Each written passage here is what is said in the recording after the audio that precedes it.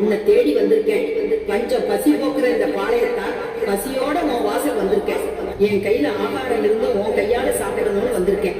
மனக்குறையோட நீ விட்ட கண்ணீருக்கு பதில் கொடுக்க வந்திருக்கேன். என் பசியை நீ போக்குவியா தாயி?